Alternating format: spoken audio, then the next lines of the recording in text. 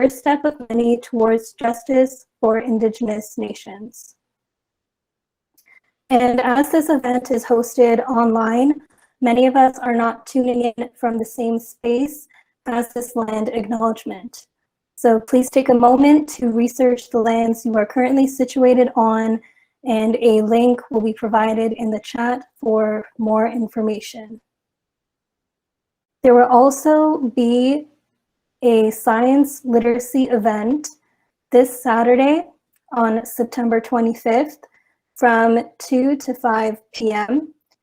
And it offers insights on sacred water, climate change, and Indigenous cultural revitalization through technology. And so for more information, you can visit the Science Literacy Week website, and you can register to attend either online or tune in, either in person or tune in online. And a link will be provided in the chat as well if you would like to learn more.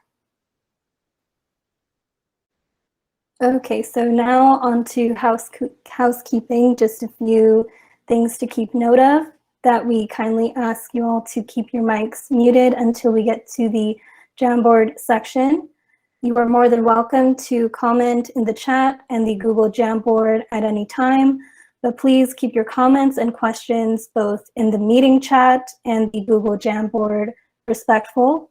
We would like for this space to be a safe space of openness, learning, and discussion. And on to Google Jamboard.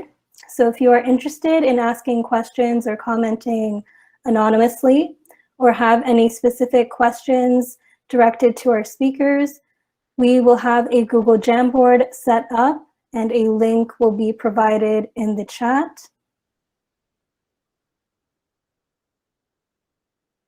And as you can see on the Google Jamboard, the first page is more of a general page, and the next pages that follow will have a panelist name on them. So if you have any specific questions for them, you can post it there. And to ask a question on Google Jamboard, you can click the text box or sticky note button to post your question. So now moving on to the main topic of our SheTalks event, Imposter Syndrome. What is Imposter Syndrome? Feel free to answer in the meeting chat. And another theme of this event is also, how does it affect someone at different stages of their academic career? And so these are the two main themes we will be addressing today. And so finally, it's time to meet our panelists who will have a chance to introduce themselves to you all. And so first we have Ololade. If you want to introduce yourself. Sure, thank you for having me. My name is Ololade. Hi, everyone. I'm a PhD student at Ontario Tech University. I'm pursuing a PhD in electrical engineering in the area of RF and microwave engineering. I won't say that. I'm also a technical staff member at MDA Space. That's pretty much it. And I enjoy talks like this. I love them. Thank you.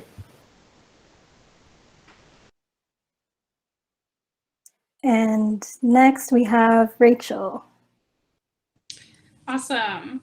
So Ani Bojo, Wabuna Kwe and Dishnakas, Anishinaabe Kwe and Dao, Georgina Island in Dojaba, Waterloo, Indaya. So basically what I just said was, in my traditional language of Anishinaabe Mowin, is hello, my name is Rachel Radyk, and I'm an Anishinaabe woman and proud member of the Chippewas of Georgina Island, and I currently live in Waterloo. And I do like to just acknowledge that this land that I am currently on is situated on the Haldman Tract, which is the traditional lands of the Haudenosaunee, Anishinaabe, and Neutral peoples. So I am a recent grad of Ontario Tech University, very proud that I received my education from there and passed my NCLEX as a registered nurse. So I have been working mostly in Indigenous health within the urban Indigenous communities that I serve in the Kitchener-Waterloo area, assisting with COVID vaccine rollout within that community. I'm happy to be here. From the Social Sciences and Humanities faculty, we have Dr. Karla. Hi, everybody. I'm Karla Dhungana-Sainju. I am a professor in the Social Science and Humanities faculty. I teach criminology. I've been at Ontario Tech since 2014. I am a proud biracial woman of color. I'm half Nepali, half Filipino. I am also a first-generation immigrant. My family moved to the United States when I was a teenager, and so imposter syndrome, I will certainly go into that, but my focus is criminology, and my primary area of research would be corrections and sentencing, and also looking at bullying. And thank you for having me. I'm very excited to be here. And from the Health Sciences faculty, we have Dr. Elita. Hi, so my name is Elita Partosoedarso. I've been teaching at Ontario Tech since, oh my gosh, 2006. I started teaching right after I was done my mat leave with my son, who is now 16. It's very sad, but then maybe I get to get rid of him in a couple of years when he goes off to college. I love these talks. I love empowering people, women especially.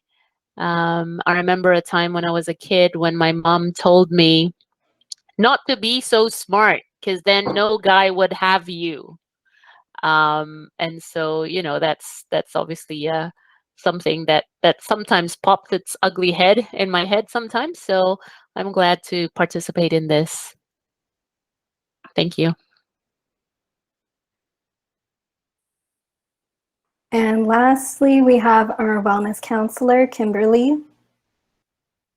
Hello, everyone. I'm very grateful to be joining you today.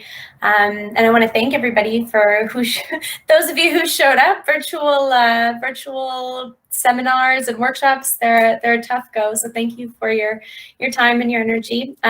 So I am the Health Promotions Coordinator for the Campus Health and Wellness Center for both OT and DC. I'm also a Master's of Health Science graduate from OT. I focus in community health with a specialization in vulnerable populations. I work with perinatal adolescents and young parents. But yeah, so I've been with the Campus Health and Wellness Center now only for a year, but I've been with the college since 2009. So I'm definitely a former imposter myself. So I'm really happy to be here with you all today. Great. So now we will be moving on to our panel discussion, and Angelique will be taking over. Awesome. So I just put our speaker order in the chat. The way that this is going to be ran for you folks is I'll ask a question, and then each of our panelists will take a moment to answer it with giving their lived experiences, and then we'll move on to the next question. If you have any follow-up questions, feel free to pop those in the chat or use the Jamboard link to ask a direct question to one of our amazing speakers.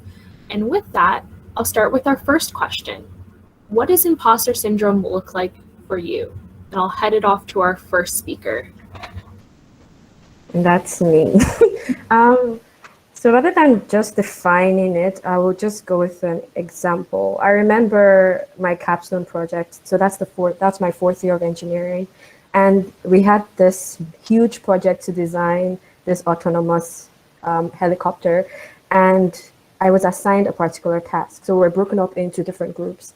And you're assigned this task to do this huge thing. And I remember it was like all of my 4 years in university just came to nothing before my very eyes, because I was thinking, how am I supposed to do this? Why was I given this task? I'm pretty sure I'm going to fail. I'm pretty sure I'm going to fail. And that's what kept ringing down my ears, like for a good amount of time before I actually started doing the work. And I had to start talking to myself. You're in fourth year. You've gone through 3 years of university. You've taken many courses. It's time for you to apply that knowledge. So that's what imposter syndrome looks like to me. You've had successes in different areas, but when it comes down to it, you still feel like you're a fraud. You know, that's what it looks like to me. Awesome, and give space for Rachel to answer this question as well. Yeah, so I think that especially, you know, in nursing, imposter syndrome is something that really hits home, especially to new graduate nurses. Even though we've done, like you said, the 4 years of education, we still come out of the gate in our first nursing job and we're like, oh my gosh, I don't know anything. Even though, you know, you've overcome all these barriers, your 4 years of school, passing your NCLEX, but then you get to your first real job and everything changes and that negative self-talk and you start to get that self-doubt. So I personally also feel from working on the floor and working with new grad nurses in the role of both being a registered practical nurse while in school and then as a registered nurse, that COVID really has exacerbated the issue of imposter syndrome because you have all of these new graduates who now are being brought into a pandemic into the floors where those leadership and those older nurses would be helping, but they're so tired, right? Everybody's spread so thin. And with staffing as well, it's really hard to pass on those teaching moments sometimes, which leaves it to, you know, a lot more self-learning, which can be really difficult. And, you know, I think that also that with new grads, especially with myself, that I felt more inclined to have to prove myself and wanting to contribute to the team, wanting to prove to those that even if it meant, you know, picking up those extra shifts, even if I was tired, you know, working 6 12s in a row, don't do that. But I'm just saying, you know, and then in the end, you're burning yourself out when you've just started your career. So that's what imposter syndrome has looked like to me as a new grad. Yeah, all valid points, especially with the pandemic. The industry is changing, it's overwhelmed, and the blunt of it is going on to nurses. And so thank you for that. Dr. Karla, if you want to follow up. Sure. I mean, I can relate to what Ololade just said and what Rachel said. I think you'll start to see reoccurring themes here, right? But for me, when I, you know, looked at this question, two main things came up to me. And the first to me is like imposter syndrome. Typically, it has been crippling for me in the past, and it comes in waves. It's not a constant for me. And so I think the first typical thing that I tend to notice is I get a general feeling of not belonging.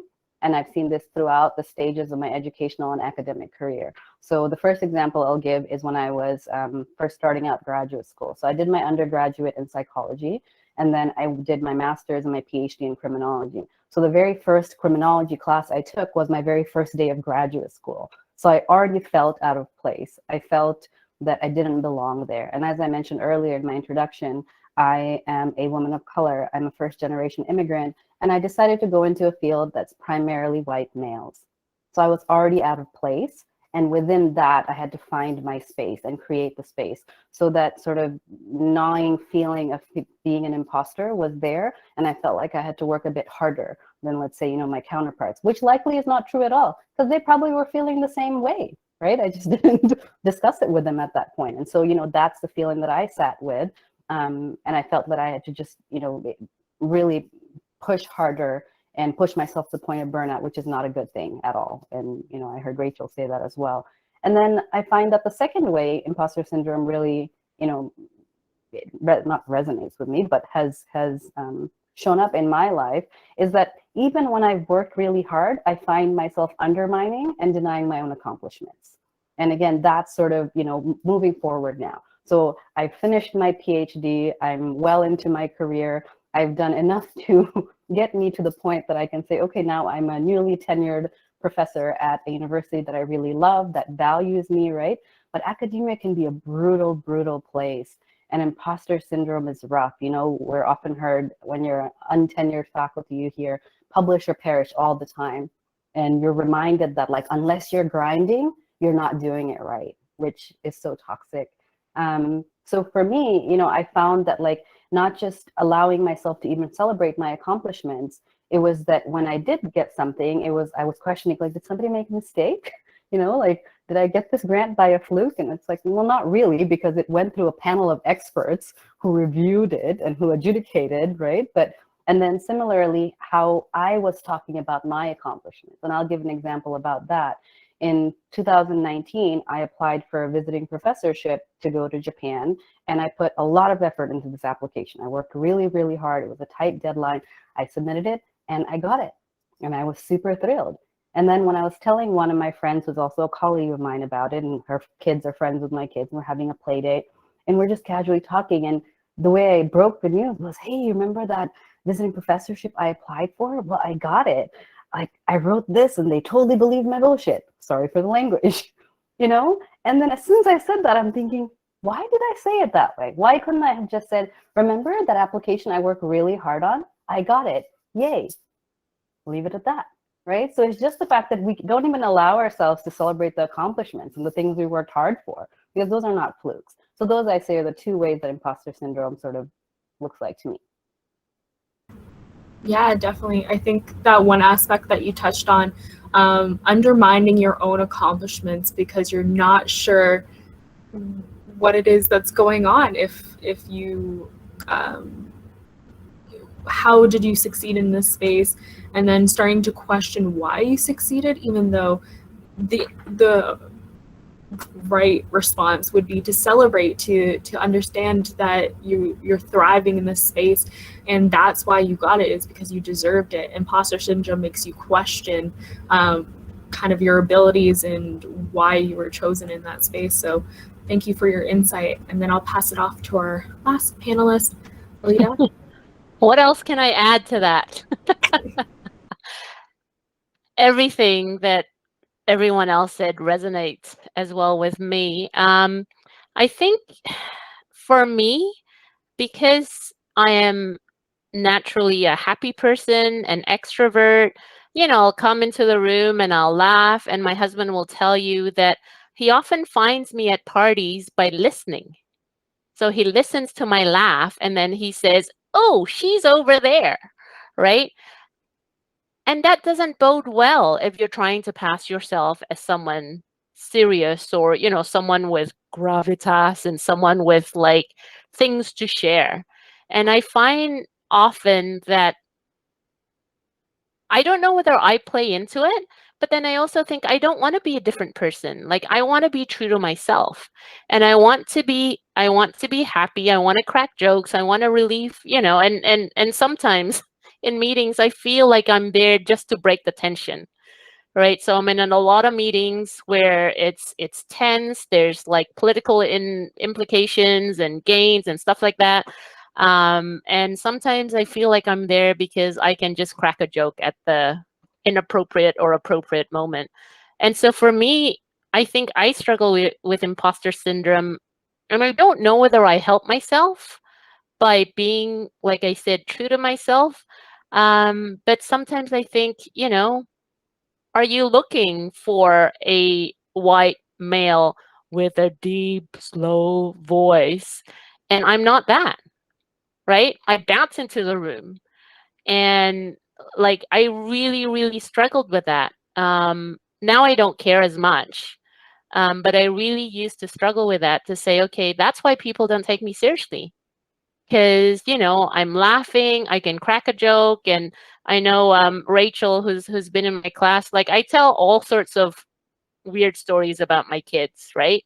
To the point where now my kids are 16 and 19, and they told me last year, Mom, you cannot tell stories about us.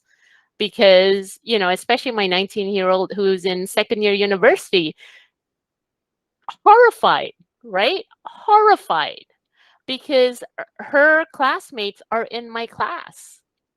And so she's like, I don't want people to know my poo accident when I was 3.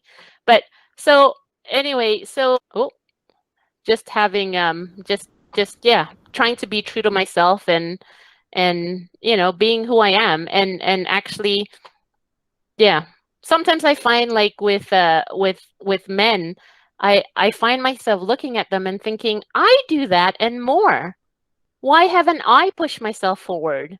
And I'm sure I see Karla nodding her head and Rachel nodding her head, because we don't, right? So I don't usually walk into the room and say, I am the greatest. Guess what I did? And I think you know, I look at guys and I envy them.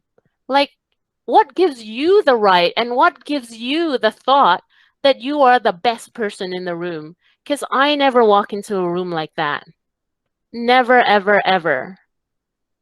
Right? So I think, yeah, I don't know. Thoughts? That was definitely a lot to take in. And I think one important aspect of what you said was that people can hear you from across the room because of your laugh and because of how you speak. And I think that is a very important role that people play, to be the first to break that ice. And it allows for others who feel like they're an imposter in that space to recognize somebody who, not to demean academia, but we do see it traditionally as boring and lackluster. Very strict. Very strict, yes, very professional. So when you have a person who comes in and is joking, is smiling, you kind of start to break down that stigma that academia, it is elitist and very bland, because it's not. We talk about so many amazing things in the way that I'm in the social sciences, so the way that everything interconnects and it's just so fascinating. You want to share it with everyone, and it's harder to share it with everyone when they find what you're speaking about to be boring. So to have somebody that breaks that ice and makes it more bearable to talk about harsh topics, I think is a very important role to play. Moving along to our next question, we'll keep the same panelist order. Based on your experiences, do you believe imposter syndrome affects women differently? So we kind of heard a little bit about that in the beginning. If you want to elaborate about your own personal identities and how that affects imposter syndrome for you. So this was a bit difficult for me because I know me, but just based on maybe some of my friends and just thinking back, for example, you hear women talk about things like, oh, this old thing, when you're talking about when someone compliments them on their dress and they're like, oh, this old thing, even though you were you were looking for the right dress for like 2 hours, and then someone compliments you, you're like, oh, this old thing, oh, it's nothing. Things like that, I see that common with women. For me, for example, like Dr. Elita said, I laugh a lot. And sometimes I'm just laughing because I don't know what to say. That happens sometimes. And that's how it shows up for me. On the other hand, like with some of my friends that are men or males, I've seen in a different way. For example, I know this particular guy who will never, ever admit that he's successful in this area because he's looking at a particular, there's this height in his head. Even if everyone else says you're doing really well, you're doing so well, he would never admit it because there's this imaginary, I don't know what it is, that he's trying to get to, and that's what that standard he calls success. So that's how I've seen it play out in different areas. But for me, it's just showed up as maybe I'm a bit more quiet when it comes to my successes. I'm not admitting the fact that I'm putting in a lot of work, or my eyes are red because I couldn't sleep because I've been working from morning till night. I can't speak for other people. That's how it's happened for me. Yeah, and Rachel, if you wanted to elaborate on that as well. Sure. So nursing is obviously, it's no surprise or a shock to anyone when I say that it's a female-dominated profession. And, you know, I found a lot of times, I remember a lot of my nursing colleagues, when we were taking the BSCN program, would always say, fake it till you make it. But, you know, we're all getting 80 plus in our classes, right? You know, we all made it into this program and we were all registered practical nurses. So what exactly are you faking, right? Like, but it was this thing that this unconscious standard that everyone didn't know what they were doing, even though, you know, we already had people's lives in our hands, right? So we obviously knew what we were doing. But it's this feeling of self-doubt that it's even perpetuated throughout your program, no matter what when you're in nursing school. And it's such a competitive program, and everyone, at least everyone I surrounded myself with, were extremely high overachievers, right? You get less than an 80 and you'd be upset, right? So I think that these make really high stress competitive environments, and that can happen a lot in any of the STEM programs, right? So I think you get these environments, and you know, I think that, you know, being in a female dominated profession, that the only thing I could kind of think of, I haven't experienced it really, but my mom is a nurse as well. And I think if you go back to the old school nursing, how sometimes interactions between male physicians and nurses, you know, there was that power structure, and that was a little different. But I find that, you know, I haven't had many of those experiences, and I don't know if it's other than in school. I think it's just so deeply ingrained into our schooling or into the nursing culture that we don't even identify it sometimes as being imposter syndrome. Yeah, that's a good point in terms of not even recognizing a name for the feeling that you're having, and how that can kind of stump some conversations if you can't name what you're feeling. It's just sometimes walking into the room and having an overwhelming feeling of, well, I should not be here, let me back out. And then trying to explain that phenomenon to somebody and them having no clue what it means. But having a word is very powerful. I'll hand it over to our next, Karla. So unlike Rachel, where it's a predominantly female dominated field, criminology was predominantly dominated by males. And it's actually changing now, because if you look at the makeup of our graduate students, even our undergraduate program, which is a very big program at Ontario Tech, even my own cohort, when I was going through graduate school, I'd say we were at least 60–70% women. But when I was going through it, I didn't actually see a lot of examples of someone who looked like me or who shared similar experiences in my field. In fact, when I did my master's and my PhD, there was one woman of color in my faculty, and there was one other female faculty member, and she quit within 2 years because it was a very toxic environment. And so that's saying something. And so, you know, it's almost like you already thought you didn't have the sense of belonging, and then now you're wondering it even more, where you're like, do I deserve to be here? Did I earn the right to be here? Which again, focus on facts. It actually means that yes, you did, because you went through an entire applications committee to get in there, right? But you're still questioning it. And then you sort of, for me at least, as I've progressed through the career, you sort of get the sense that you're being treated a little differently because you're a woman. And again, this is speaking from my own personal experience, but when you're in a field like I am, and so a lot of my work in the beginning was primarily around corrections, sentencing, policing, and I was doing interviews with police officers, with, you know, heads of correction departments of entire states. I was in the United States, and, you know, I'd sort of walk in and I felt like I wasn't being taken as seriously because I looked young.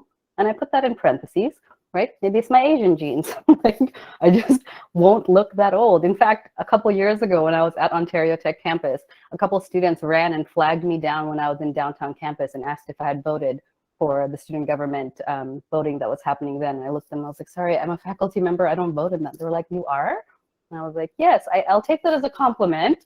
I'm not offended by it in any way. But then when, you know, how you look is somehow perceived to be inexperienced, it's a disadvantage, and it's not fair, right? Because I say this because I have male counterparts where, you know, if they look young, then the same characteristic of, you know, looking young and being sort of early in your career would translate into something like they're ambitious and they're driven because they're where they're at such a young age, right? Whereas the same sort of characteristic is seen in a negative light for women. And so I've experienced that. And I'll be honest, like, I remember early on when I was doing some of my research interviews, I used to wear contact lenses, and I would actually opt to take out my contact lenses, and I'd wear, you know, dark, heavy frames, wear the nicest suit I had, try to look older than I was just to give that impression. And there would still, I would walk into a room and they'd be like, oh, you're the researcher doing the interview today? And I'll be like, it's me, I'm the one you get. Nobody else, right? And so again, there's this sense that like somehow, you know, you have to change who you are. And that speaks to what Elita was talking about. Like, you know, I'm proud of what I'm doing, and I know what I'm doing. I'm there because I feel strongly about what I'm trying to research, but then somehow that the fact that you are a woman, it's a disadvantage altogether. That's not to say that like my male friends don't go through it, because I've certainly talked to my male colleagues who have experienced imposter syndrome in their own right. But I think as a woman, that's something I've experienced. And then a final example, at my previous job before this, I was working at a think tank in Washington, D.C. I remember sometimes during meetings, I'd share an idea and like it wouldn't really be taken seriously, or there would be no feedback. And then I kid you not, a week later, a male colleague of mine shared the same exact idea, basically plagiarized me in academic speak. And everyone's like, that's amazing. That's such a great idea. And I'm like, I said this last week, but nobody even acknowledged it, right? So again, just this sense that like you're just being treated differently, and it's just unfortunate. Yeah, and in your answer, you kind of talked about the different kinds of imposter syndrome people might feel.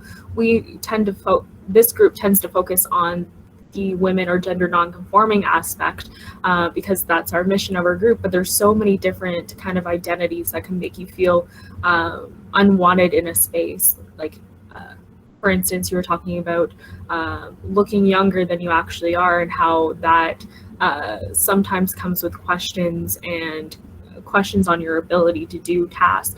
But there's also things like visible minorities or disabilities, or a variety of different things. One of the things that I can think of is the student feedback surveys that we do every year. I was talking with a professor about how women tend to score lower, but also women whose English isn't their first language tend to score the very least in that kind of feedback form. And so when we talk about implicit bias, those forms are kind of a perfect example of how that can show up in somebody's job performance, even if they're doing the same level of work as their counterparts.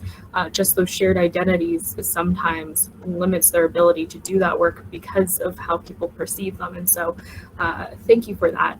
I will pass it off to Elita, Dr. Elita.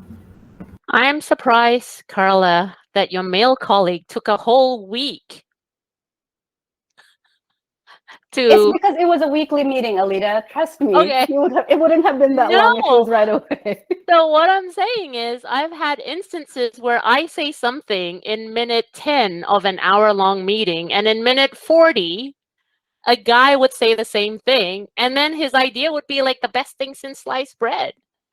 So yeah, and you're right, this imposter syndrome, the implicit bias. I mean, you know, the recent Olympics, if you look at Simone Biles' Twitter feed, she got some extremely negative comments for pulling out of some of her events in the Olympics. Whereas Djokovic freaking threw his racket down, and they're like, oh yeah, poor guy. You know, he's so upset. And, you know, you're like, okay, so why is Simone Biles being reviled for what she did? But Djokovic is like, yeah, I feel for that guy, man. It must have been awful. And so I think there is that implicit bias, right? That all of us had. I have a student who's now a fairly good friend, not a very good friend because of what she thought. She saw my name when she registered for my course, and she's like, oh, I guess I have to take it with her because she looks like she doesn't speak much English, or doesn't speak English well, just because of my name.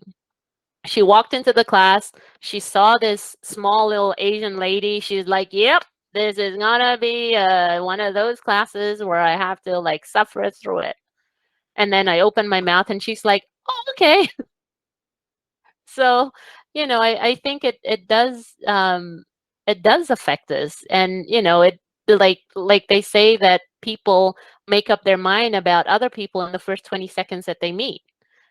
Well, if I stand up in class, and I've been where you are, Karla, when I first started like 16 years ago, where, you know, I can remember standing up, giving my first lecture, and then the students saying, yeah, but when's the real prof? Are you the TA?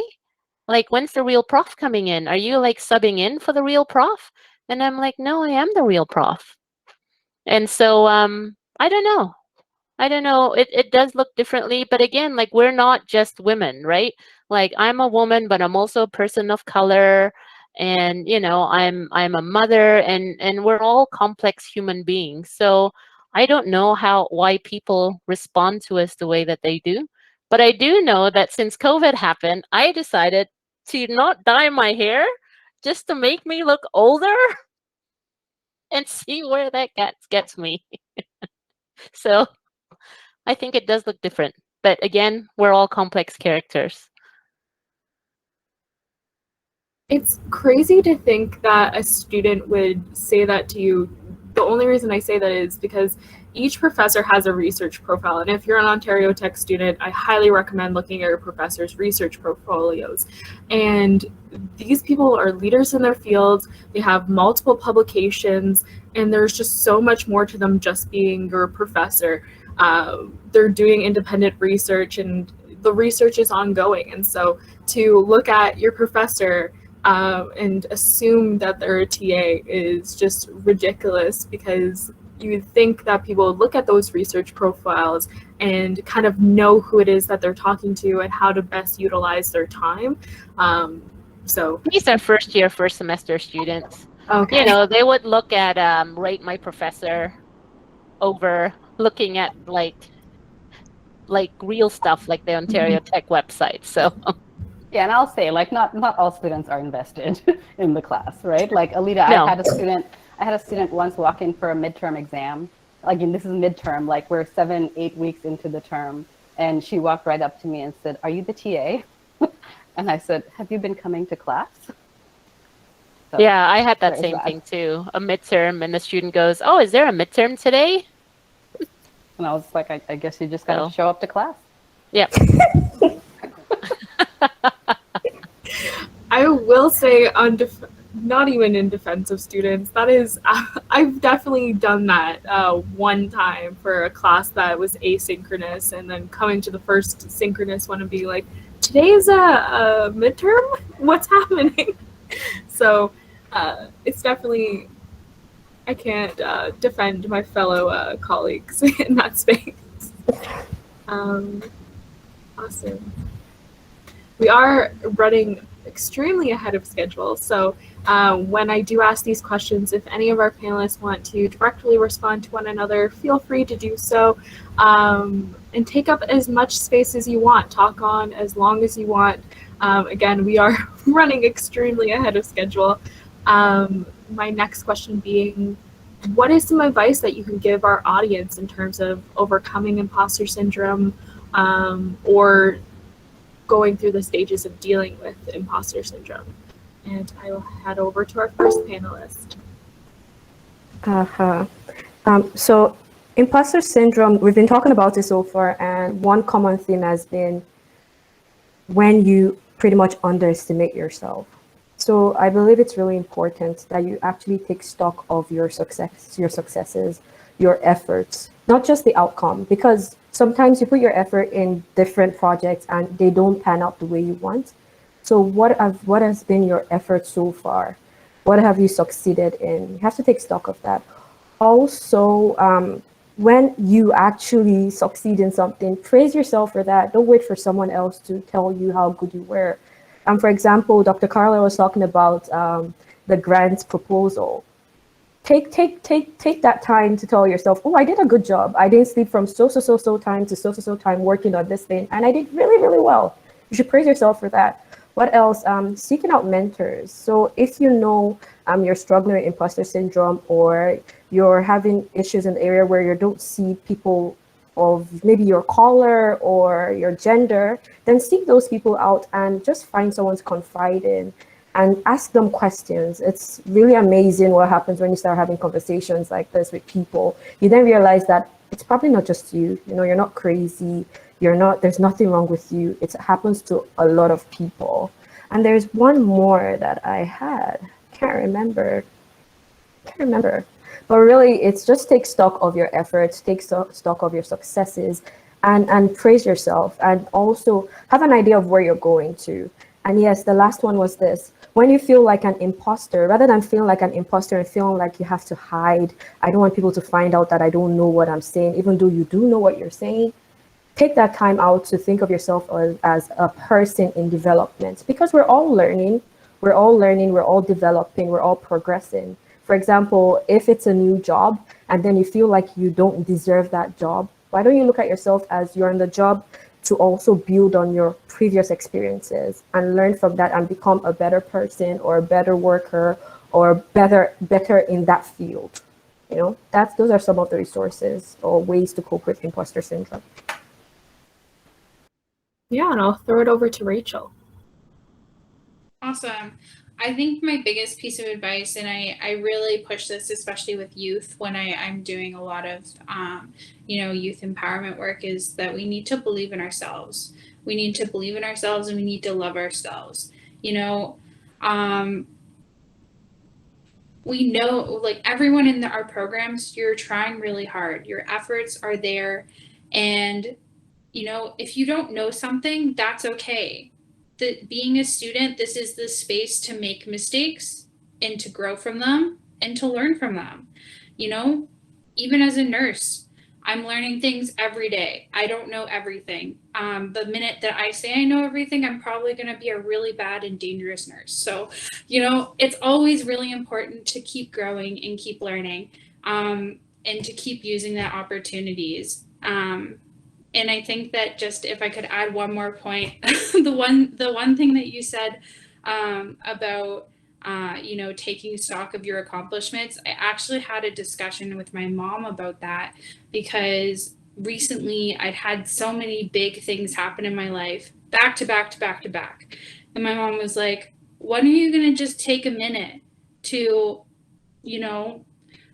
celebrate everything that you've done? Right? Like, you didn't just pass your NCLEX. You didn't just buy a house. You didn't, you didn't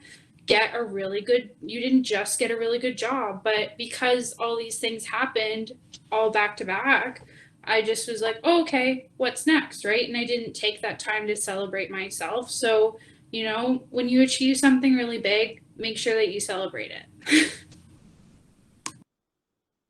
Yeah, definitely. And I think when you're speaking, one of the first things that popped into my head was a speech by Reese Witherspoon, where she talks about an experience that she sees in the movie industry where women tend to say, what do we do now?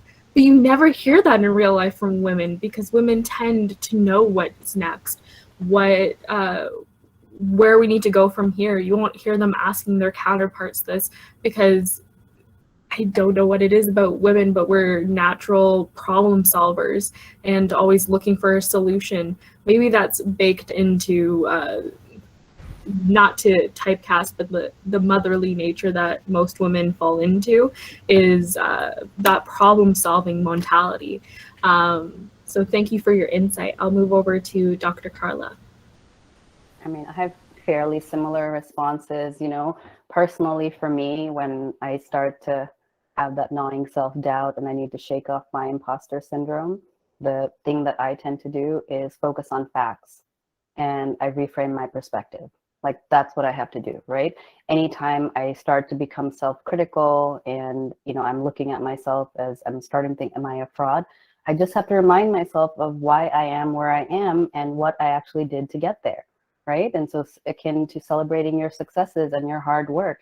Nobody else is going to do it, right? You got to own your accomplishments. And so, why did I get that? And Rachel earlier said, fake it till you make it, which is,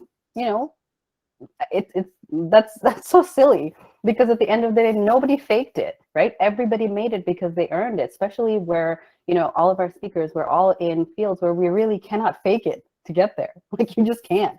Maybe one little thing you could fake it, but there's no way you could get to where you're at totally faking it all the way through. So that's, I don't like that term. And again, it's it just undermines any person who uses that, right? So it's just one of those ways to, again, not put our accomplishments. And then, so for me, again, it's a matter of just reframing the perspective. Okay, what are the actual facts, right? And fact is a fact. Like, you did this and you got this, right? This led to this. If I failed, maybe I didn't do this and this led to this, right? So again, owning my actions and my behaviors. And then I think the other thing is, there's a quote that says, comparison is the thief of joy. And I couldn't agree with that more, especially now in the day of social media, where, people put these perfectly curated versions of their lives online, and we're looking at it, and it makes us feel inadequate because people are posting, living my best life ever, you know? And of course that's what they do, because people don't post the bad stuff happening and the negative stuff, right? And it's all curated. This is not like happening in real time. I felt this when I was going through academia. My son is 4 years old right now. God, when I was on mat leave, it was awful. I hated social media because you just feel like the worst mom, because I'm like, how is this mother who just had a baby looking like, you know, better than I ever have? Or she just looks so put together, and you're probably like, well, she probably took that picture. And then after that, other things happen, right? Because every child spits up, every child has tantrums. You know what I mean? Like, so again, it's comparison is the thief of joy. So try to avoid comparing yourself to others so much, because at the end of the day, you know, social media, it's not the whole picture, right? So, you know, our speakers earlier have said, like, talk to others, hear their stories, right? So for me, focus on facts, acknowledge what you've done, break that silence, you know, hear what other people have to say, and then you kind of realize I'm not really alone in this. And then the final piece of advice I'll give, and I kind of mentioned a little bit earlier, but I'm now at the point where, like, this is it. I say this to every graduate student of mine. I say this to all of my students now, because now I'm finally figuring it out. So clearly, like, I'm very late. I hope others can figure this out sooner. But grind culture is toxic, y'all, and it only adds fuel to imposter syndrome. We have been somehow pre-programmed to think that we constantly need to be hustling and grinding 24/7, and we glamorize grinding. And if we're not grinding, then we're not doing it right, right? And so you hear this message over and over again in social media too, right? It's like, oh, I'm hustling hard, I'm always grinding. But then, like, imposter syndrome means that, you know, you see that and you think, man, I'm just not doing enough. So then you push yourself to the point of burnout. When I was in graduate school, I gave myself a stomach ulcer from all the stress. Did I have to do that? Probably not, right? So I look back now and I'm like, if I could talk to the me 10 years ago, I'm just like, girl, don't do that. Like, go out with your friends, like, you know, like, chill a little bit more. And I did, right? I feel like I had somewhat of a balance, but I would argue and go back to my formal self and say, do more, right? Find a better balance, because it's so toxic to do that. Like, so my advice to you is, please push all that noise away and actually prioritize rest.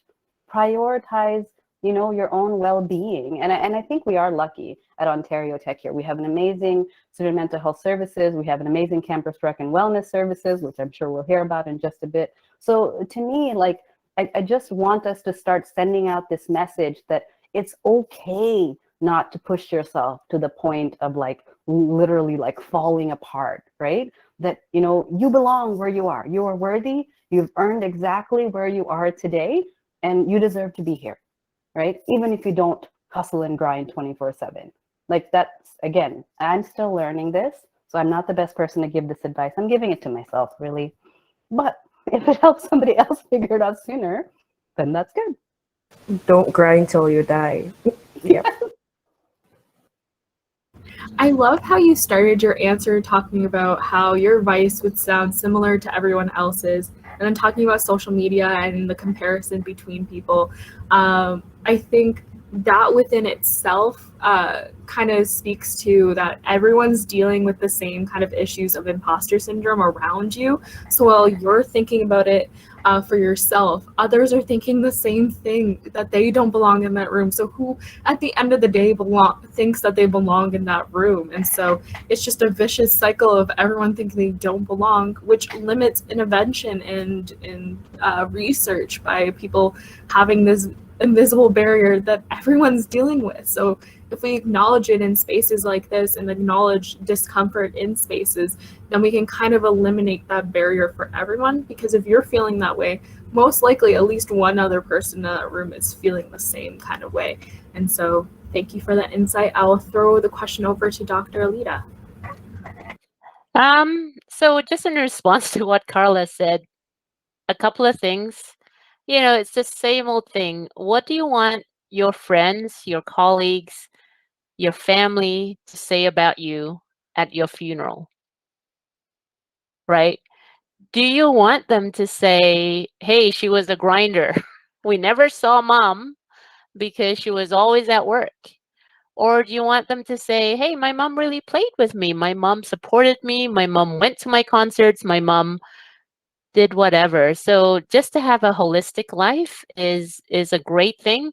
And you're absolutely right. Like this culture in North America, we prioritize working over all else. And so as part of that imposter syndrome, I was in a situation where I wasn't getting along with my boss, and I couldn't quite understand why. And I bumbled along, and didn't really know why there was so much friction, because I try not to deliberately create friction in my life, because that's not healthy.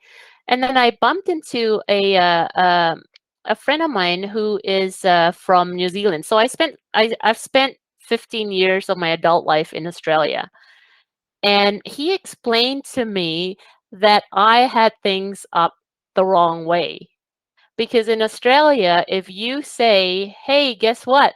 Last week I played tennis 3 times a week, it's like a badge of honor, because somehow you have organized your life so well that you can afford 3 hours of tennis playing plus the going to tennis and all that kind of stuff.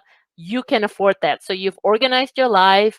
You're not grinding, you're not whatever. Whereas over here, it was seen as a lack of commitment to my job.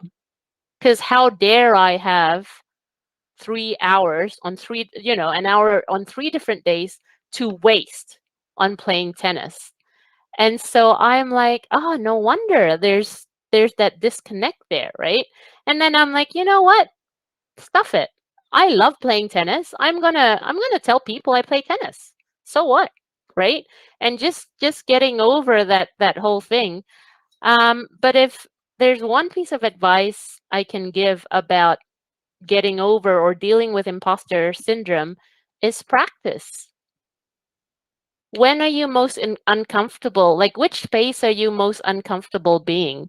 For me, it was in meetings. I felt like in meetings at faculty council, at academic council, at meetings with the provost and the president, that I couldn't say anything because I felt like what I had to say was nothing compared to what ideas they had. And so I was very quiet, which is really not like me. And so I made a bet with my friend. I said, if I say something and ask a question, will you buy me a beer? Straight up. And they're like, sure. And like, okay. So that was my incentive, right? I created an incentive so that I had something to look forward to. And, drinking beers may not be your thing, but just like, if I do this, maybe I can have dessert tonight. Or if I do this, maybe I can, watch an episode on Netflix. Or if I do this, maybe I can. So just breaking that barrier and allowing yourself to step outside of yourself and outside of your normal behavior to become the person that you are on the inside, and to let that person come out. I think it's practice. And practice is one step at a time, right? Practice is acknowledging, Ololade, that you have had 4 years by the time you got to your capstone, and you do know something, and you are going to speak up and say, hey, this is my idea. And once you say, hey, this is my idea, it becomes easier and easier and easier. Yeah, so practice. Challenge yourself to do that one step just once. And you can do it once, you can do it twice, you can do it 3 times, and then it becomes a habit. And guess what? You've stepped beyond what you think, you stepped outside of the box you think you should stay within. So, yeah. Yeah, I'm hearing the common theme of let's not participate in hustle culture. Having 1 hour per day for yourself is so small. There's 24 hours in a day, and at least half of that should be for almost half of it being for sleeping. And so to have personal time, there's definitely studies out there that say that after X amount of hours per week, you're no longer productive. So what are you doing by hustling? That's amazing. I'm looking at our Jamboard right now. We had 2 more questions prepared, but I'm seeing so many amazing questions from our audience. So I think I'm going to switch gears and move over to some of our Jamboard questions because there's at least 2 for everyone. I think for sake of time, I'm going to ask one of each of our speakers specific to their board, and then we can head on over to our wellness coordinator. Actually, I will also give our speakers the choice, since you have so many questions in the Jamboard. Which question would you like to address? We can start with our first speaker. If you want to pick one of the 3 questions there, or I can pick one for you. I'm looking at the questions right now. Mm-hmm.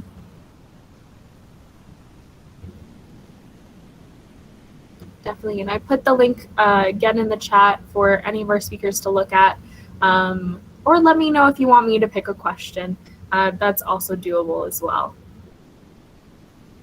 I'll give everyone a moment to get over there or to indicate they would like me to ask a question of them.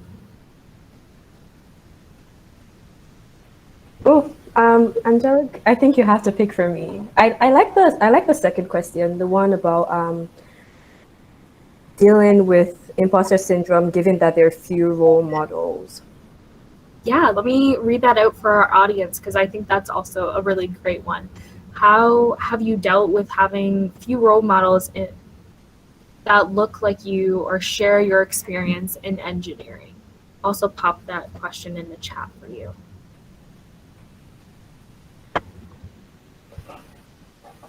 Thank you. So this question is a really good question. I remember my first year in engineering. So I come from a school of thoughts where you can do whatever you want to do. You can be whoever you want to be. Just do your best and you get there. And then I remember I got into my first class and I remember that there were mostly males in my class. And I was really surprised because, and then I started hearing things like a lot of women and girls were looking outside of science and engineering, and that really confused me because I just never had that notion. By the first year, I realized that it was me, and I just had to focus on me. And that's the truth. Like, I tried to just chart my own course. Like Dr. Karla said, she said, comparison is the thief of joy. At the end of the day, when I go to sleep at night, it's just me. I don't go sleeping with other people. It's just me. It's my thoughts. It's my feeling about how I did throughout the day. So I try to chart my own course. What can I do? How can I do it well? I remember my first, I had this assignment in particular, and I struggled through that course so badly because I just couldn't find friends. Most of the guys were talking to each other, and I was just this one person here, and I couldn't get help with this assignment. And I remember that day, I decided that I was going to look for someone I was going to talk to. So like Dr. Elita said, practice. And then I just went out of my way and started talking to them. Can you help me with this? How do I solve this assignment? How do I do this? How do I answer this problem? And at some point, I started getting that confidence in myself to reach out to people. And I don't know how to say it. Representation is very important, but sometimes it's just going to be only you. And that's the sad reality. And we have to deal with it. That's how I see it. So just do your best. Try to connect with your world. You might end up being the representation others need. I don't know if that makes sense. You might end up being the representation others need. So do what you can in that space. Associate with other people. Sometimes diversity is so good, and you might be the one making that space diverse, So come with your own ideas. Talk to others, discuss. And when you find people like you, go ahead and share your experiences with them too. And if you do feel like you need a mentor, sometimes you have to look outside. I remember, I studied aerospace engineering for my bachelor's, and I had to reach out to a professor in mechanical engineering. I'm Black, she wasn't Black, she's white. And I discussed with her, said, can you be my mentor? I'm struggling in so areas. And we started chatting, and I just felt like I started getting the feeling that this isn't as bad as it looks. I just need to talk to people more. I just need to open myself up a bit more. And then I realized that the world isn't as, it's not as segregated as it looks. Sometimes the representation you need is you. The representation someone else will need is you. Because when you focus on just now, you don't allow yourself to be who others will need in future. There are generations coming that will be coming, and they're looking to you to be that representation for them. I hope that answered that question. Yeah, definitely. And that was kind of our theme last year for our annual networking event is, if you're going to shatter the glass ceiling, what does that mean if you're not bringing other people along with you? And when we talk about women's movements, we tend to write history as white women being the leaders. Look at the famous five. But the fact of the matter is that a lot of these movements, the brunt of the work was carried by women of color, queer women, women with disabilities, ones that have intersections of oppression. And so if you're going to get a position and you're going to break that glass ceiling, what are you doing for all the other women behind you or women that have it harder than you? That was a great response. I'm going to throw it over to Rachel for your Jamboard. I have two great questions here for you. I don't know if you're looking at it or not, or if you want me to pick one for you.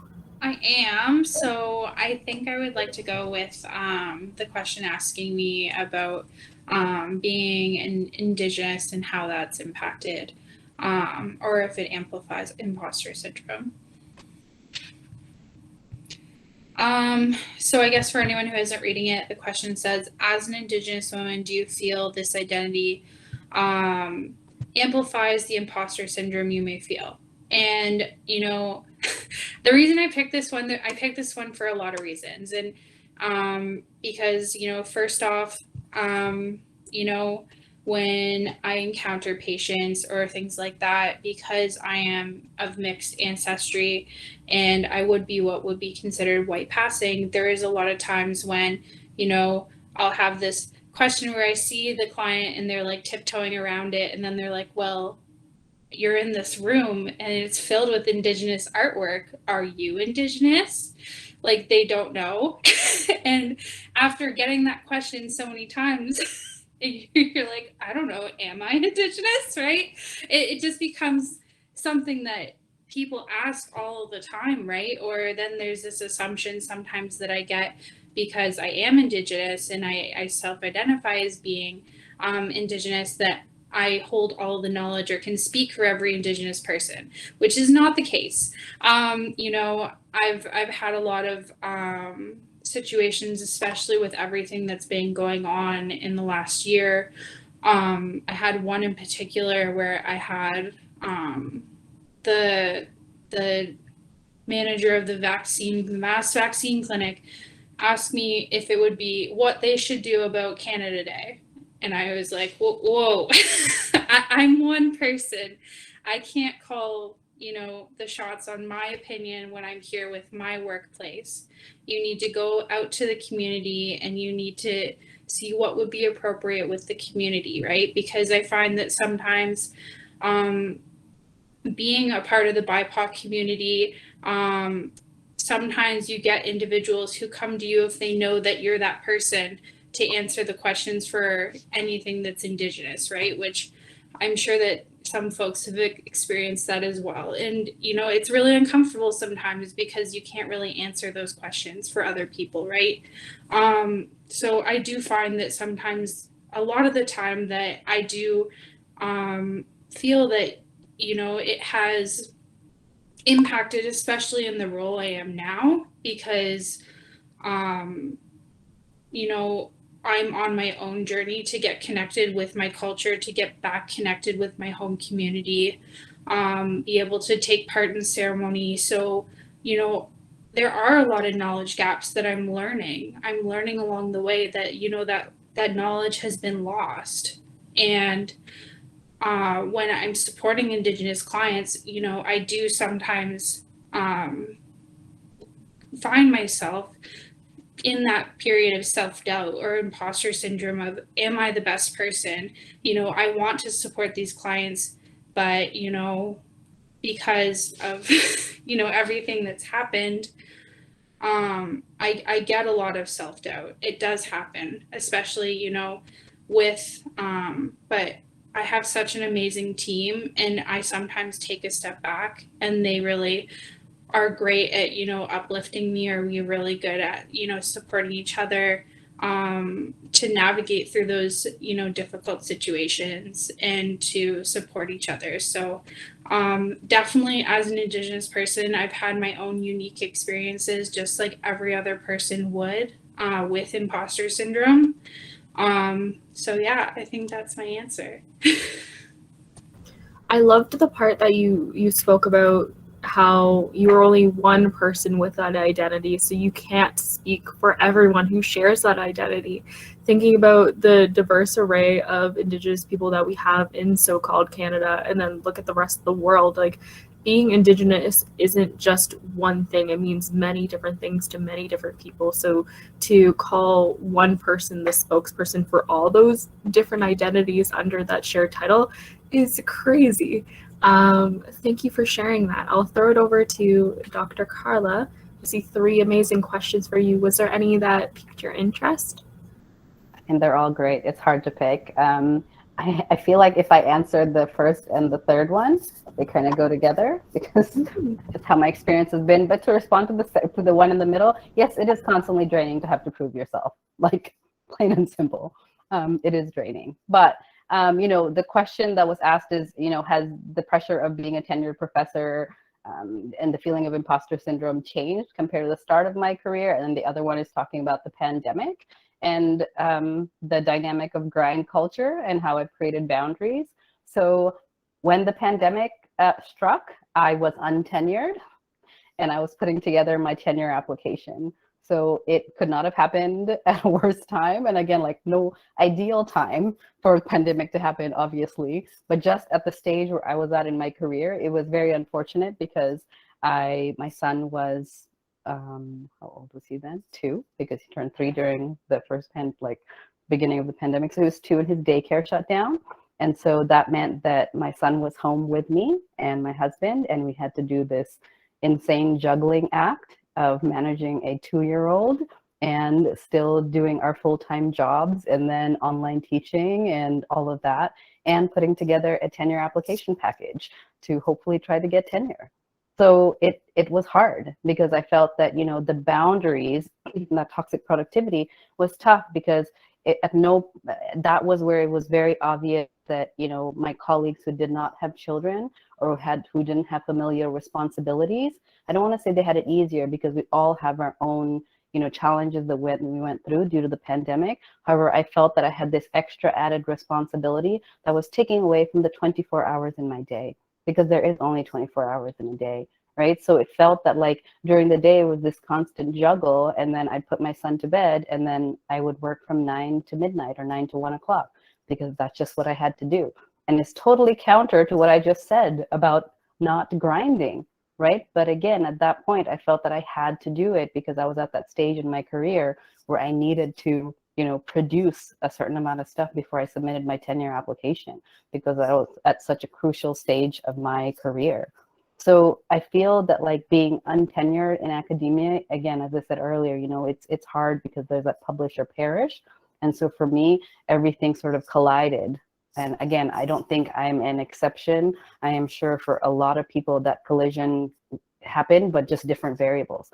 Insert, whatever happened to you and you're having to deal with that. For me, it was simultaneously deal with all these things. So the boundaries is much better for me now because now I'm tenured and I'm on research sabbatical. So I am learning. And as I said, I'm trying to create that space for myself. For Elita, I take an hour for myself every day. I walk my dog, I come home and I work out, and that is me time after my son goes to school, and that's time for me. And, I think, maybe a couple years ago, if I heard myself say that, I would be like, wow, like, where do you get that time? But then now it's like, no, that's the boundary I'm going to create, similarly trying to say, okay, I'm not going to, respond to emails after a certain time, and evenings are times with my family, or weekends are family time, right? Because again, just setting that culture. And I tell my students this, it's in my syllabus. I tell them, don't expect responses over the weekend, long holidays. I also don't expect you to respond to me on long weekends and holidays, and weekends in general, right? I was like, please live your life. Like, don't constantly be, on your phone or needing to respond right away, So I think that's just how, yeah. Yeah, all amazing points. I think when we thought of this topic, we didn't even think about the implications of toxic productivity, and having to always be on is also something that contributes to imposter syndrome. So thank you for that. Dr. Elita, was there a question on your board that you connect with? Sure, all of them. So, do you think some ounce of imposter syndrome is healthy? It depends on who you are. For me, I've got a, I wouldn't say aggressive, but I'm like, I'm going to show you that you're wrong. And so for me, that imposter syndrome actually sometimes drives me to do stuff, right? Because I am laid back, and because, you know, in my previous office, I had a couch, not a love seat, not an armchair. I had a full-length couch, and I would lie there. I would sit there with my feet up, because I also bought in a coffee table, because what's a couch without a coffee table? I had candy, but I was working, and I knew I was working. And I always work with my door open. And people would look in and say, what are you doing? You're relaxing. And of course, I'd take my shoes off because, you know, and have music on and stuff like that. And so for me, like, doing that was a little bit of an FU, really. Because I'm like, I can look relaxed, but I'm still working, right? And I think that comes to in response to the other another question about, you know, how do you find the courage to be 100% unfiltered? Is, I think, as the years have gone on, I know that the work I do is good quality work, is high quality work, is excellent quality work. So why should you think thoughts of me, negative thoughts of me, because of my posture? Because, you know, and you know, my one of my former deans always say, how come there's always noise coming out of your office? Because I'd have people in, and I'd have like people talking and laughing and all that kind of stuff. You never do any work. And I'm like, of course I'm doing work. I'm networking with people. Because as everyone knows, like, you learn more by talking to people than reading some manual, right? On a lot of things.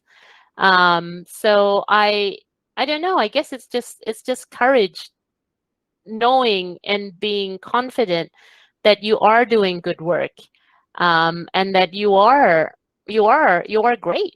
And you know, and again, just thinking to yourself, can I actually do this? If I take all the rubbish out of the system, and if I take, like what Karla said, if I don't compare myself to the people that have gotten tenure, if I don't compare myself to the people that have gotten promoted, if I just take that away and really look at the criteria, can I do it? And the answer is, of course you can. Because why would someone give you a job, Karla, if they don't think you could get tenure, right? There is something in you that people say, of course you can get tenure. Ololade, why would someone give you a PhD position if they don't think you can actually complete it and do really well coming off it? So the fact that you're in the position, whatever position you're in, Rachel, getting into the nursing program, that is good enough. And that is good enough for you to take the next step. And so for me, I have to quieten my mind and say, can I do it? And the answer is yes. You know, my mom's always encouraged me. My dad's always encouraged me.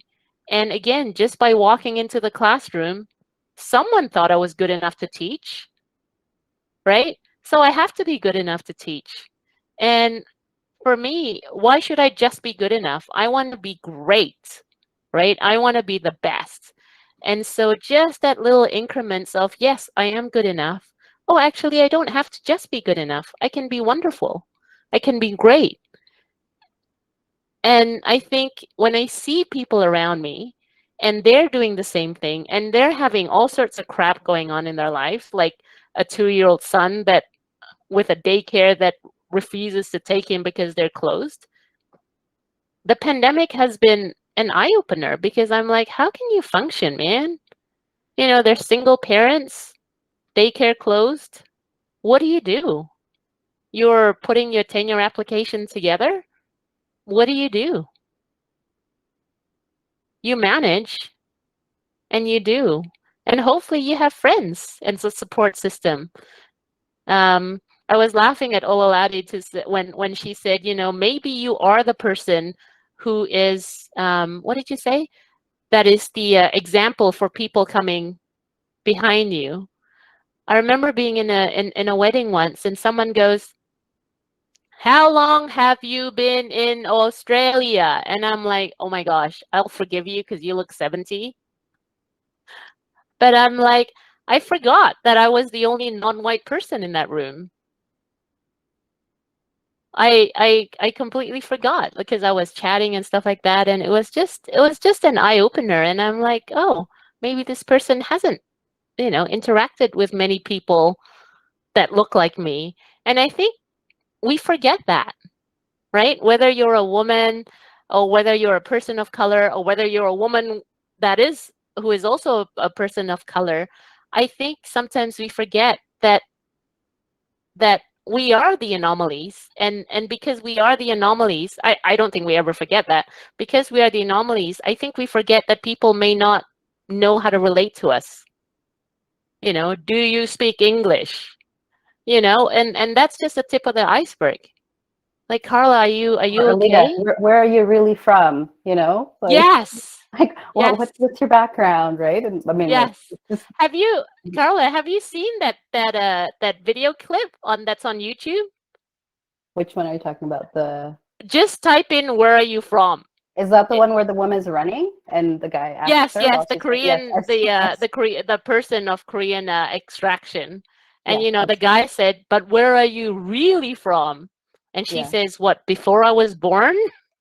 Yeah, I show I've it to seen my that. class every single time, and I Yeah. have them guess where I'm from or how many passports I have or whatever. So yeah, yeah.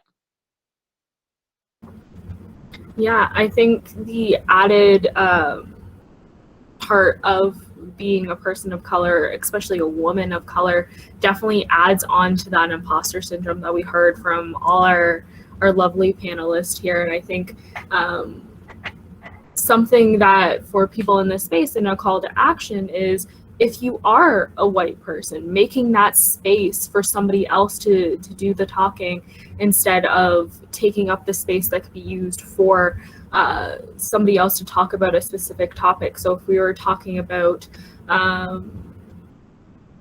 now I'm blanking on examples. I've taken so many notes, so maybe I'll look over my notes to figure out where I was going with that. But it's just making space for others to come along with you, and using, as a white woman, using my privileges that I have with that white aspect to bring others along with me who don't have that shared privilege that I have. And so that's the huge part of She Talks and She Leads, is what can you use with your position of power to help other women succeed in the areas that you do? Because all of us here, you being here is a privilege. You having access to the internet, you being in a post-secondary institution, is all privileges that we can be sharing with other women who don't have those privileges. But that is a lot of heavy talking, a lot of heavy discussions that we had today. And I want to throw it over to our wellness coordinator, because I think talking about some mental health supports and mental health in general is a great way to end this amazing event. Absolutely. Thank you so much, everybody. I'm so grateful for the opportunity just to be in this space with you, and it's a very humbling experience. Oh, a little human. 1 second. Wearing as many hats. We heard from a lot of mothers today, so definitely can sympathize with that. So sorry, Dad's at work. But yeah, it's a really humbling opportunity. I think when it comes down to it, what I'm really hearing is that on some level, we all still struggle a little bit. And it's very therapeutic to be in spaces like this where, you know, we have that peer-to-peer support. And it reminds us that, you know, regardless of all of our, you know, varying determinants that play into our wellness, or, you know, whatever the barriers or challenges are that we face, that at some point we can come together and really connect. And I think that's a lot of what our mental health services at the Campus Health and Wellness Center have to offer. So what I'm going to do is I'm just going to share my screen, if that's okay. Bear with me while I do so. And you just let me know when you can see what I have here. We can see it. Awesome. So I think what I'm going to do is just go through contact information first and foremost. So here, you know, we are located in G1030, so that is over in the Campus Recreation and Wellness Center. So I do have our telephone number, email. We are available by live chat. Both on durhamcollege.ca and on the ontariotech.ca Campus Health Center website. So if, you know, there's anything really imminent that you want to reach out for, we do have those sort of avenues, in addition to several crisis 24/7 lines that I can provide you with as well. So at the CHWC, some services that I'm going to speak to just briefly that sort of apply to both OT and DC students. So our doctor and nurse appointments, as well as some of our mental health services, apply to both DC and OT students. Wellness coaching and any type of student mental health services like counseling or anything that goes sort of beyond a mental health nurse, that's addressed by the student services over at OT. So I can only speak to that a little bit just because I'm not super familiar with that sort of process. But for us, we do work on a step care model. So we kind of do the lowest level of intervention to assure that, you know, we have the most effective solution or resolution result. And we do work in terms of our doctor and nurse appointments, both clinical and mental health nurses, on a sort of triage framework. So if you are struggling with something like imposter syndrome, if you're finding that, you know, it's kind of moving from something that's generalized to, say, debilitating, you would give the Campus Health and Wellness Center a call, or you can come in. We are providing walk-in services. You know, right now with COVID, it's been a bit of an adjustment. We've just started the walk-ins again as of the 7th. So if there is enough capacity, if there are enough there to staff, we could see you almost immediately. I will say it's better just to call if it's not, you know, an imminent or crisis situation. And we fit these appointments in typically within the week. So doctors and nurses, we do have referral services for the DC side of things. Doctors can refer to the psychiatrists that we're just onboarding at the moment. Nurses and doctors, both clinical nurses and mental health nurses, can refer to our psychotherapists. We have 2 on staff currently. And then I'm just going to speak quickly to the wellness coaching piece. So wellness coaching is through DC. So all of these services are obviously included in your health insurance that come with your DC tuition, unless you've opted out, and then OHIP or MoreCare if you're an international student. So on the DC side of things, we do have wellness coaching. And wellness coaching really is an opportunity to look at things that are a little bit more general speaking. They don't have a clinical component to them. So, you know, things like time management, if you're just feeling a little bit overwhelmed with your course schedule, if you're looking to try and gain some, you know, tips, tricks, a toolkit, if you will, to sort of get through your day. Mindfulness, if you're looking to become a little bit more self-aware, build confidence, positive psychology and building those skills. So things that might be a little bit more related to imposter syndrome. Wellness coaching on the DC side would be a really great place to start. And I will be sure to pass this brief presentation along to Angelica so that she can maybe provide it to those that are with us today, just for the sake of contact information. So we do have 2 wellness coaches on staff, and their contact information is there, as well as some more information on the website at durhamcollege.ca/wellnesscoach. And then if we want to speak to the mental health support services at OT, they also work on a step care approach. So mental health services are solely done through OT, through the Student Life Association over there. So they have some self-help resources, single session supports that would include, being seen by a student wellness coordinator who would then do sort of a mental health triage of their own, and then decide at that point what the best route of action or referral would be. They also have accessibility and mental health counselors as well.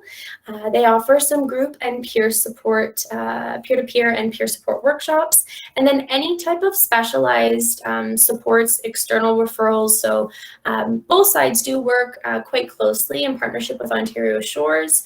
With DBT and CBT, we work closely with the Lake Ridge Health Eating Disorders clinic. There are quite a few in there that are specialized. So those would be through an initial visit or single session with a coordinator or counselor, and then that referral would either be made to those external resources, or you might see a doctor through the Campus Health and Wellness Center and they might make those referrals. But sort of your first point of contact should be the Campus Health and Wellness Center, and then that contact information is just up here at the top. So if you let them know if you're DC or if you're OT, and the front clerks are fantastic, and they'll let you know sort of where your appointment should lie. We are in the midst currently in working on a peer-to-peer 24/7 support app that we will be in partnership with Top Campus. So we're really looking forward to that. It's a big endeavor, so it probably won't be up and running until Christmas, but that'll also be something that'll be accessible by both DC and OT students. And other than that, that's pretty much what I have for you. If there are any questions, I'd be happy to sort of clarify, or if there's anything that I can do to, let me just stop sharing so we're not all looking at ourselves. We have reached the end of our event, but if folks are available to stay for 5 more minutes, I have 2 questions actually for you, Kim, on our Jamboard as well. I don't know if you saw that you also have the page on there as well. Yeah, so I will share my screen just to show you the 2 questions that are on there. If you want to address one or both of them in a short response, I would love to get your take on these questions.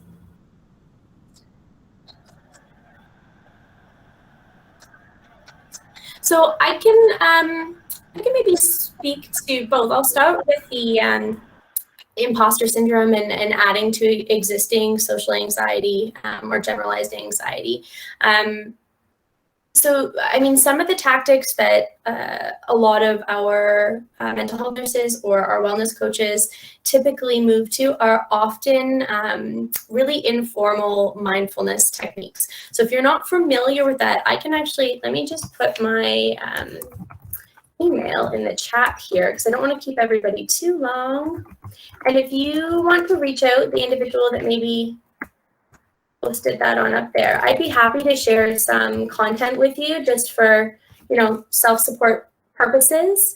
But for me, 3-minute breathing spaces, like we really forget that breath is a large part of being well, being able to regulate. It's not a part of our day. I know I go through the majority of my day and I'm like, I don't think I've taken a deep breath once. And we know that under stress or duress, the first thing we often, or at least I do, is sigh. Like our body just craves those big breaths, right? So for me, a 3-minute breathing space can make a big difference in moments of stress, acute stress. So it's just simple 3 minutes. I can pass that information along. So that's kind of like a quick tip or trick that I personally use. And I know that our counselors and coaches often sort of recommend. Let's see, social media worse than that feeling of imposter syndrome. I think we kind of spoke to this other question a little bit. So has social media worsened that feeling of imposter syndrome? And just the idea that I think it was Karla who actually spoke to it about, you know, as a mom, as somebody who just recently completed their master's, just bought the first, like you have all these grandiose moments that are purely curated on the internet. And I think sometimes, I don't know about you, but I still struggle quite often with this feeling of imposter syndrome, that I don't belong, that this isn't where I'm supposed to be, that my accomplishments aren't relevant or worthy of any type of acknowledgement. And I definitely think social media has, in many cases, created a society that that just doesn't, you know, it's just an extra thing. I mean, we've gone from in-person struggles to now we have the virtual side. You can't get away from things. Like, I definitely think it's made quite often this type of thing worse, for sure. Thank you for your insight and for all those amazing resources. Sorry, give me 1 second. Just saw the chat pop up. We are running over time.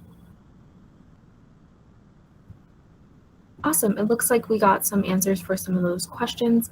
I'm gonna move along to kind of your quote unquote homework for after this session today.